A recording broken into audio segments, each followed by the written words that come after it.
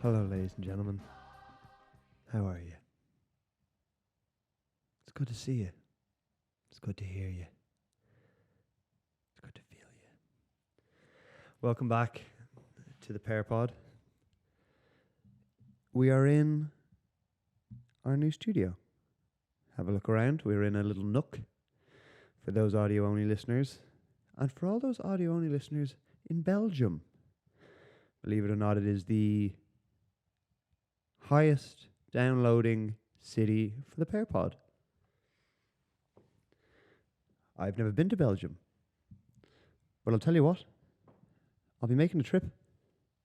Thank you all for the support. It's mad. I didn't expect audio only to be an avenue. Of course, it's an avenue. This is the best fucking content you can get. But still, thank you for the support. And we're back. We're back with season 3.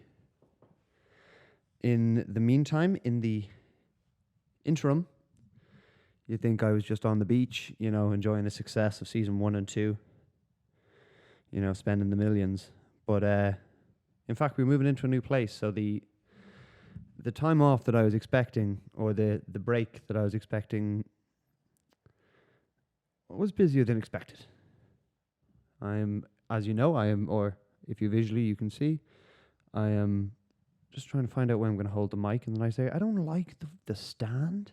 I do, but I can't afford one that I want. So right now, we're just going handheld. I'm going to take grip of this conversation, literally and figuratively. So, we have a very big week this week. I know you're all here for the Garry interview. Do I pull, obviously the Pear Pod's going to pull a big guest, out the gate when we're going to do guests. Bring on some guests. Yeah, well, why don't I just get one of the brightest prospects in the UFC and the next big MMA star out of Ireland, in the future Garry. So that interview will be later on the episode. Not that much later, so don't go anywhere. And if you must, skip on up there and watch it, because it is fucking class. And yeah, I'll talk about that a little bit later. But yeah, it's great to have that have a segment like that to be able to jump to, and I'm definitely going to continue to work at it. So very exciting. So there's a few things that I would like to discuss that have kind of gone on in the background. Not a great week for Sam to take a break. Alas, we work ahead. Katie Taylor. My God.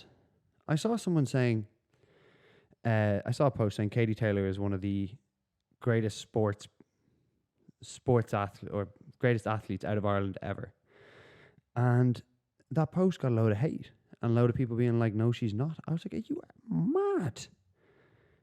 Olympic gold medalist, undefeated, world champion, and part of the first female boxing match to ever sell out Madison Square Garden. If you don't appreciate that,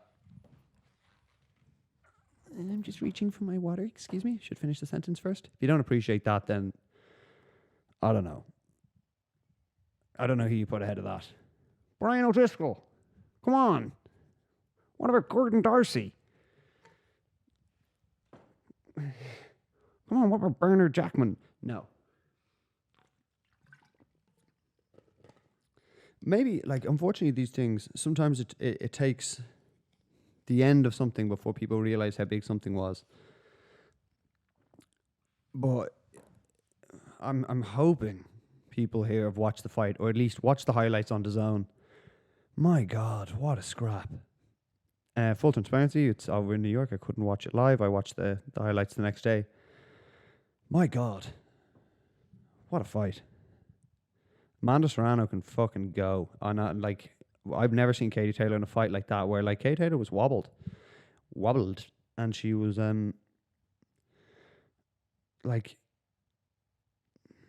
see, it's remarkable because she stood there and took it all. So it's tough for me to say, but yeah, it was the most danger I've ever seen her in a fight for sure. And she fucking won. Madness. Biggest payday of her life. Life-changing money. And then just on the if you, just for a little amuse-bouche or a little starter course, you've got Eddie Hearn and Jake Paul as co-promoters, which is what a combo, man! What a combo of styles.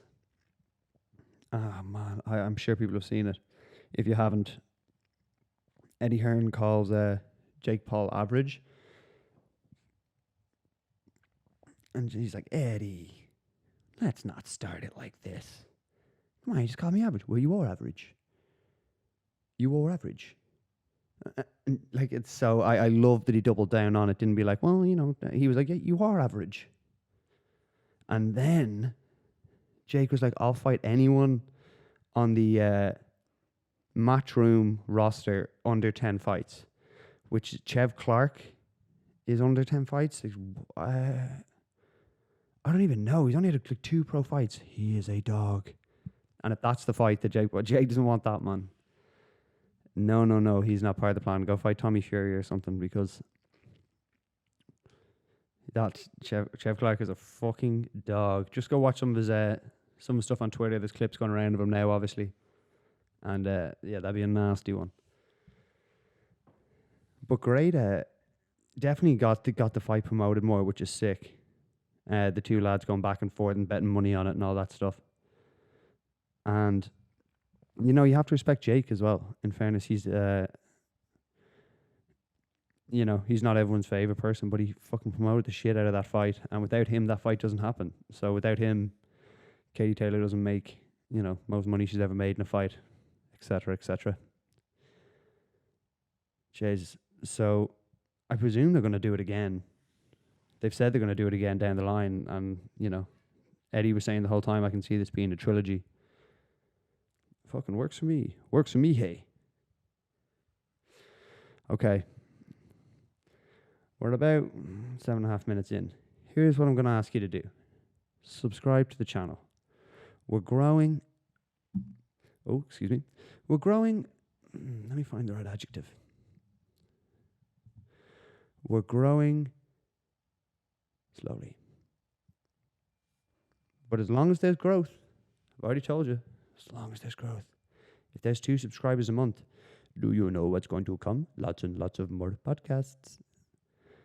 And that's just going to be the way it is. So I'm going to jump to the Ian Garry interview now. Full transparency. I have not cut this interview whatsoever. I make an error. I had my questions. Obviously, there's actually, I'll intro it a little bit. I reached out to Ian Garry, or I sent a tweet out saying it would be amazing to have Ian Garry on my podcast. Ian Garry then, my podcast has 80 subscribers.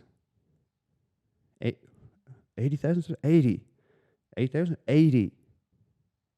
80. That's the graduating class of small schools down the country, all right? That's how many listeners we have, and I fucking love every one of you. I'll shout you out by name if I have to. But the fact that he was like, yeah, man, let me do it. Let's jump on and do it is fucking remarkable. And whatever you think about, I don't know, whatever you think about Ian or me, the fact that he was like, yeah, man, I'll jump on, support another Irish lad trying to do something. It's fucking sick. He didn't have to do it. He could have just said, not available, could have not seen it. Would have been no issue. And now I have this piece to be able to supply to you all. Now, you'll see, I had rehearsed my questions a lot. I was nervous. I didn't want to sound like an idiot, which is ironic because of what happens. I left it in. I did not cut around it, which I could have. Had every right to do. But I'm not going to do it. I'm going to leave it raw as I always will. So, at this point, I want to ask you all to enjoy my sit down with Ian, the future Garry. So, first quick one is, since moving to Sanford, it seems to have been the perfect move for you, but it isn't the typical path that Irish MMA fighters seem to go. James Gallagher comes to mind as someone who's done it. But for you, I guess my question is, what are the biggest differences you've noticed between training in the US versus Ireland? The elite level, world-class coaches and teammates. they're just every single dude that walks into the gym that I know of. Like yesterday, I was speaking to Danny Roberts, who just came back from the UK, and he said the exact same things that I do. We speak about all these guys. Linton Vassell, he's a Bellator heavyweight, who's going to be fighting for the belt. And he says the same thing, especially from where we are. Like the UK and Ireland are great for MMA, and you can see a lot of fighters do well. But to be the best, to reach that elite level, you need to surround yourself with the coaching and the teammates that can help you grow. And Sanford has all of it in abundance. Like you look at the coaches, like you look at Henry Hoofer, he posted an Instagram post there yesterday or earlier this morning, and it was Michael Chandler had the Bellator belt, Usman had the UFC belt, and Angla had the one championship belt. It's like that's the level of coaching and the level of teammates I'm surrounding myself with. It can. Yeah. Of course. I was actually listening to Luke Thomas there. He's only down in Sanford recently, and he was talking about. He's like, man, it's like an army barracks, and the names, obviously, as you've said. So going on from that, you've openly said you can see yourself as the 170-pound champion at some point. My question is, who do you think you'll be challenging for the belt? Firstly, you're right. I do see that in the future. I don't think that's anything that I have to worry about. That is just timing. We'll work its way out. Agreed. In regards to who's going to be the champ at the time, Usman's only got a couple more fights left. In my mind, obviously, I don't know what he's planning on, but in my mind, he's a couple more and then retire on top or finish up on top and leave as one of the potential GOATs. You've also got, Khamzat Chimaev just beat Gilbert Burns in an absolute war. That was phenomenal. Yeah. So he's up there now, and he's young. He's 28, 27, 28. And then you've got a lot of other guys up there that are searching for that gold. I'm imagining by my time in a couple, I don't see myself fighting for belts for another kind of 2.5, 3 years. Could be sooner, could be later. I don't know. Yeah. I'm not giving myself. I have no rush. But just on pure age alone, I'd say Khamzat would probably be the champ by that time. Just on the fact that he's 28. A lot of the guys are kind of in their mid-30s. So peak. They're all peaking at the moment, where he's the one just in that top 10 who's got a little bit more left to go. So it'll either be Khamzat or Sean Brady. Yeah, Sean Brady. Yeah, fair. They'd be my two right now. Yeah, to be the champ. Okay. Fuck man, Khamzat would be some scrap. Holy shit, that'd be sick. We'll do it one day. It'll happen one day. So me and Khamzat. Yeah, man. That'll happen. Yeah, get that back. We'll get that back for Gilbert at some point, like. I'm not going to get that back for Gilbert. Gilbert will get it back himself. Man, I was about to talk about I'll get it back because I'll get it for myself. Gilbert can go and get that back. I'll watch Gilbert and Khamzat every weekend, man. That's genuine. It's unbelievable. I was so excited for that fight. Man, it was so bloody good. On the way out, man, he was sitting up on top of the cage. I was like, this lad's far too casual for Gilbert coming in, man. I was fucking blown away.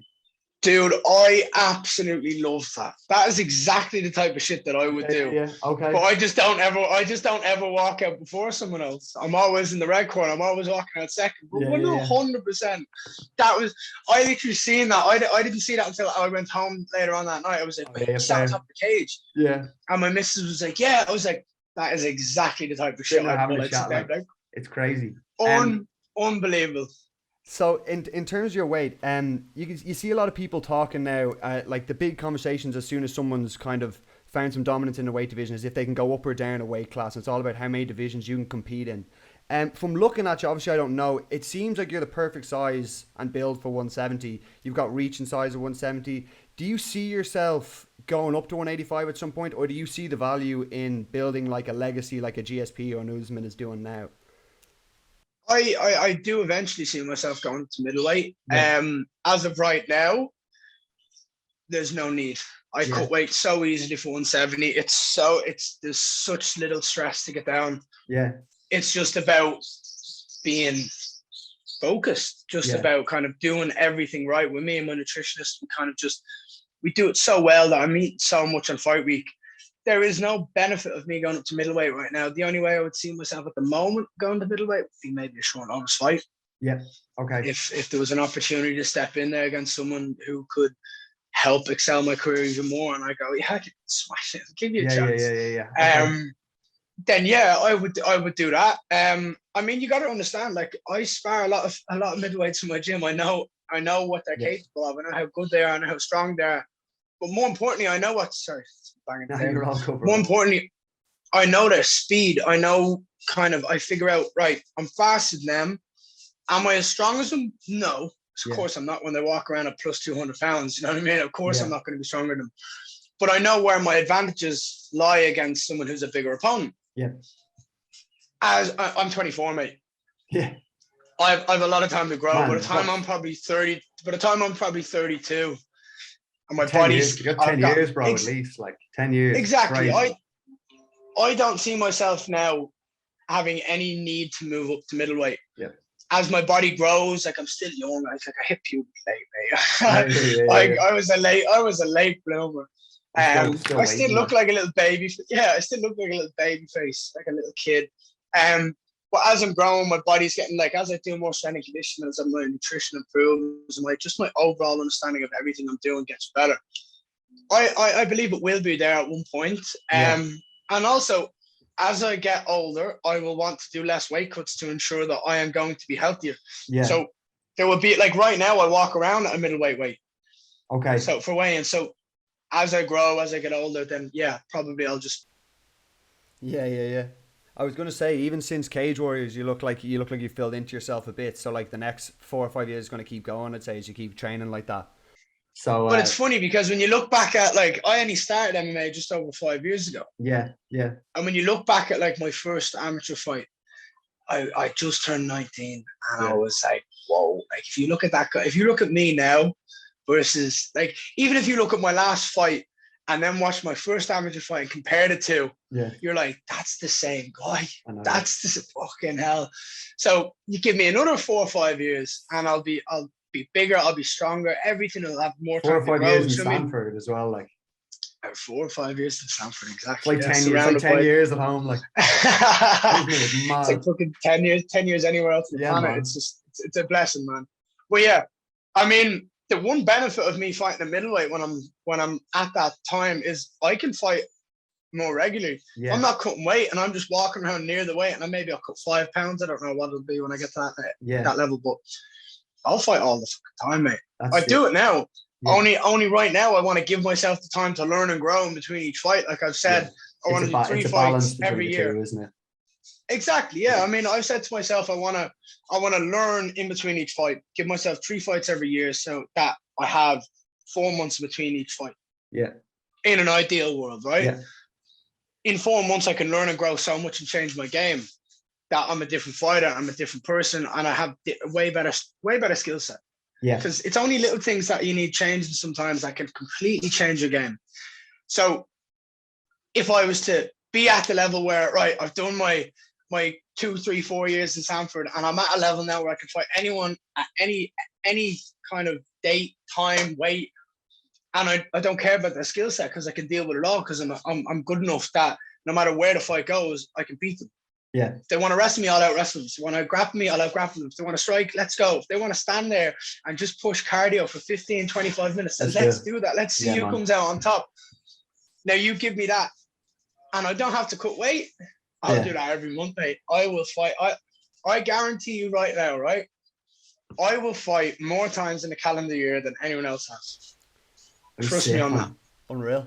It's like it was good, actually. I was saying in your last fight, it could have gone 2 ways. Like if you had chinned the guy in a round, everyone would be like, well, we haven't seen him go 3 rounds. Does he have the cardio? You do 3 rounds, people are like, geez, can you get the guy out of there? So like, you're not going to win either way. So when you did 3 rounds, me and my mate Rob, who's a contributor to the show, it's like great to see him go 3 and not even fucking heavy breathing at the end of it, you know? I've gone 5 rounds, mate, and not been heavy breathing. I was dancing in between the 4th and 5th round of my world title fight. It's like, I know how, like, my cardio is ridiculous. Like, the 2 things I value my game on is speed and cardio. Yeah. And I don't lose speed. Yeah. because I've got such cardio. So my speed is the same from the first second of the first round to the last second of the last round. I'm still that fucking fast. I'm still moving. I'm still going. That anything comes at the same speed it did.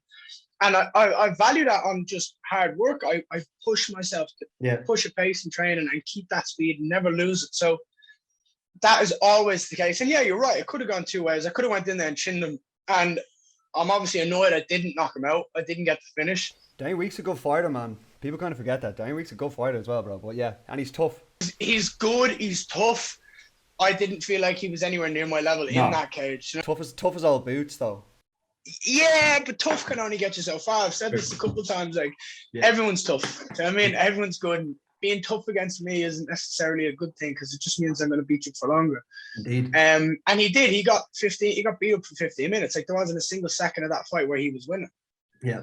Even when you go back and look at the control around the octagon, like, it was me controlling where the fight was going. It was me controlling the pace. Yeah. He was trying to step into my world, but was just kind of afraid. He parked the bus a lot. That's where, it is what it is. You know what I mean? That's a great compliment to me that he's so worried about engaging anything with me that he does nothing. Yeah, he just hangs there. All right, mate, I'll give you just a last one. As I said, one of my friends, Rob's a big contributor to the show. This is his question. For your next fight, is there any interest in like Ian Garry versus Brian Barberena for International Fight Week or something like that? I don't care who it is. I said I'd like to fight someone like a Barberena, someone who's been through kind of like it all. Matt Hughes would have been great as well, but just going off wins, you know. Matt Brown. Yeah, Matt Brown. Sorry. Matt Hughes. No, you're good. Yeah, Matt Hughes. Scrap. Yeah. He's gone, mate. Yeah. I'll get ripped for that now. Watch. You won't. No, you won't. That's a common mistake you can make. The reason I said those two names is purely just on the fact that they're veterans, right? They've been around the game for so long. They can do it all. They can grapple. They can strike. They can push a pace. They can make it dirty. They know how to kind of win rounds and win exchanges and like get points on the board. They're well respected within the organization. They're well respected by all the fight fans because they come up and they show up and they present problems to people. 100%, man. So for me, I mean, I don't really care who it is. I don't care who I want, who's next. The UFC will send me a contract. I'll say yes. Then I'll end up fighting them. That's it. If the name is Brian Barberena or Matt Brown or if it's anyone, I'm gonna say yes. Yeah. That's the way I am. Perfect. I'm like, here's the thing. I'll say yes. I'll tell all my coaches. I'll tell my team, the people I've surrounded myself with, and if they have a problem, then they have to tell me why I can't say no or why I have to say no, and I'll be like, I'm saying yes. Yeah. And that's the level. That's where I am. I'm a fighter. I'm a competitor, right? I like to compete. I don't care who it is in that contract. I want to fight them. Yeah. To show I'm better than, to show that my skill set. There isn't a single person on this planet that you could put in front of me that I wouldn't think I could beat. Yeah. Living in paradise, yeah. Yeah, bin truck. Yeah. Gonna clean all the bins. Fucking up my interview, boys. Exactly, yeah, fools. Making me sound stupid. No, but there isn't a single person that you could put me in the octagon with that I wouldn't feel like I could beat. Yeah. And that goes from the top of the division the whole way down. I don't care who you are, what you specialize in, or what you do, what your record is. I can beat you. Yeah, bro. That's the way it is. It's the truth. It's like, okay, if I fight Kamaru Usman, am I going to be the favorite? Absolutely not. Can I win? Chances are very slight. But the thing is, can I win? Yes, potentially. I have to go out there and do that, right? Yeah. That's my name. Now he's the champ. Is he a better overall MMA fighter than I am right now? Yes, 100%. He's on a 15-fight win streak in the UFC and he's a champion of the world, a pound-for-pound king. Of course he's that good. But if I was put in that cage, could I potentially... This is MMA, man. That's why MMA is such a good sport. Exactly. So that's the attitude you got to carry on to it no matter what. We see Don't pick and choose your opponents. Just go. 100%. Listen, mate, I really appreciate your time. And when UFC comes back to Dublin and you headline that thing, I'll be there, all right?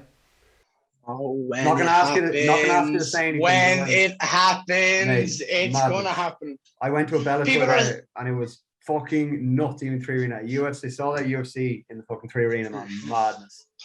If you think of Bellator at the 3 Arena is good, could you imagine what a UFC at the 3 Arena would be? I know what you're saying. And that is nothing that I'm just talking about the level, just the names that would be on that card.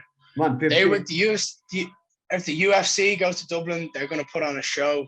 They're going to put on. The Irish love drinking, they love fighting. Oh man! Right? When Peter Keeley came out, it could have been fucking McGregor coming out. I've never seen anything like it. So, this is the thing. Do you know what I mean? Like I've been to a Bellator in Dublin, and the atmosphere was amazing. Yeah, what's it?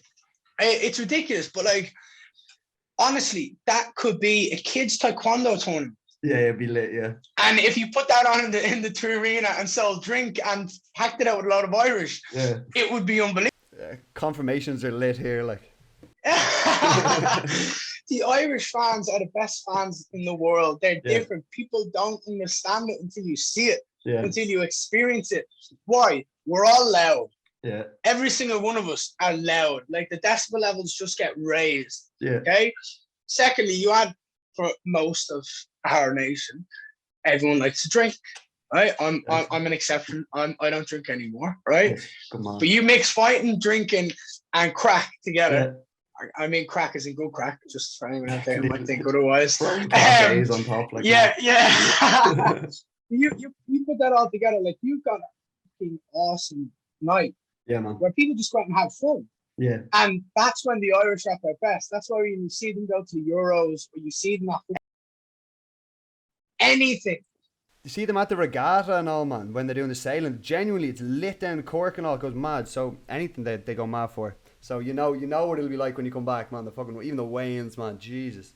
Whenever it happens, it will be sensational, and we will thrive off it. We will enjoy it, and we will embrace it every step of the way. You know it. All right, bro. I'll let you go. I really appreciate your time. We've gone a little over. Thank you so much, pal. Hopefully get to do this again, man. All right. Best luck. And I'll be watching from afar. All right.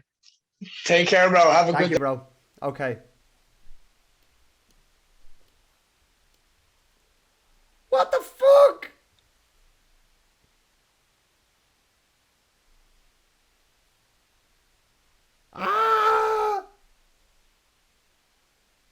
Woo! Matt Hughes.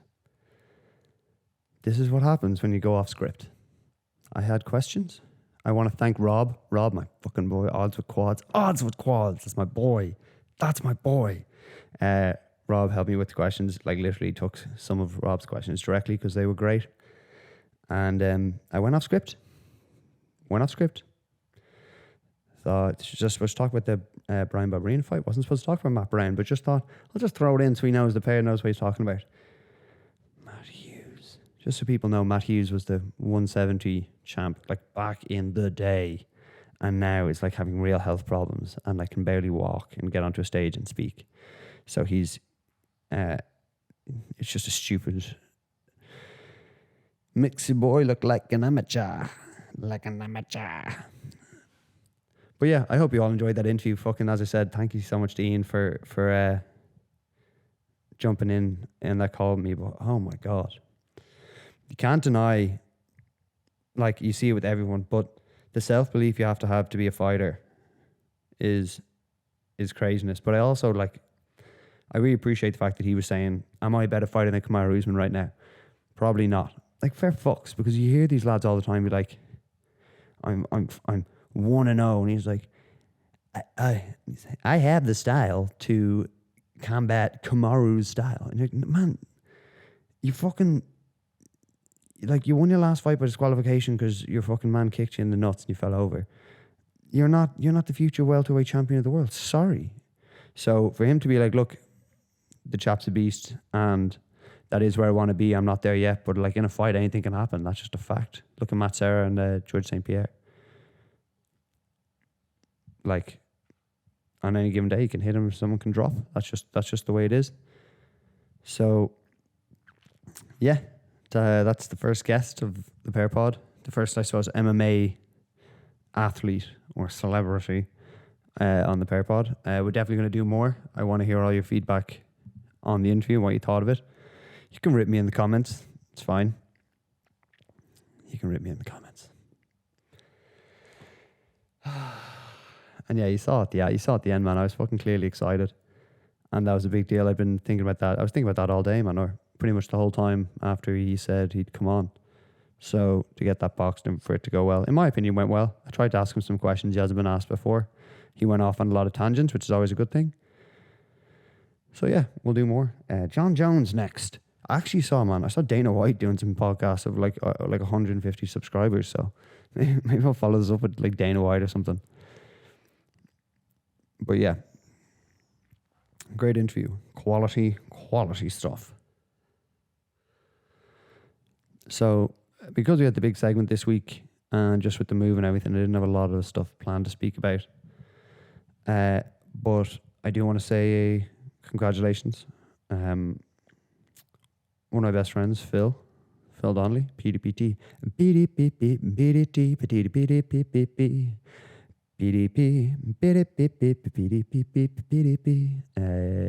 Phil's and his lovely wife Clara are pregnant, which is amazing. So anyone who's listening, go over to Phil, say congratulations. Just say congratulations in the comments, actually. He doesn't want to hear from you.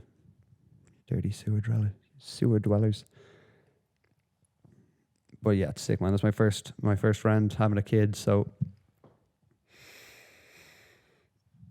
it's mad. It's mad because like those late 20s is like an age where like you can either be like, you can very justifiably be like going to beach parties and like repping in Ibiza at 27 and be like, yeah, just fucking partying, mate. Yeah, just partying a lot and doing a lot of bag, to be honest. And then you can also be like, oh no, I'm running my own business and my missus is pregnant, I'm about to have a kid. And like either one is like at that age, you can be like, oh shit. So it's just crazy. Life is a highway. No, I definitely want to keep doing I don't want to waste those because I want to do keep doing those random little motivational spots at the end of episodes. So yeah, congratulations to Phil and Clara. They are actually going to be, I'm hoping to do PDPT interview part 2 when he comes over to stay, because those interviews are great. And I'm just going to put him in right here, nestle him beside me. And we'll have a little talk about the growth, because a fuck ton's happened in the meantime. And it'd be great to kind of continue to document that. Finally, another little piece of housekeeping.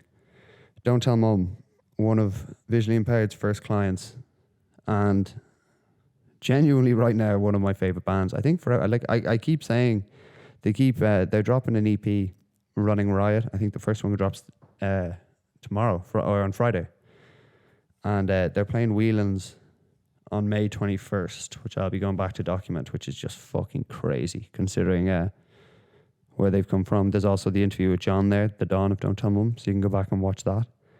But you look in that interview, man, he's talking about, gee, it'd be great to get an EP out someday and, headline a gig, and now here we are doing just that. So yeah, we'll have some episodes coming in with that. I'll talk about that probably the episode after I get back, but that promises to be a rather emotional evening. Consuming liquids.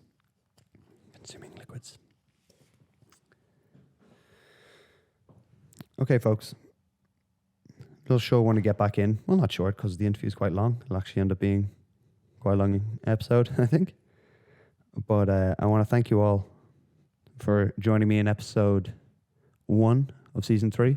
I'll probably just keep going in the order, like the actual final number. But it's for us, we'll know this was the first one of season 3. And thank you all for being here.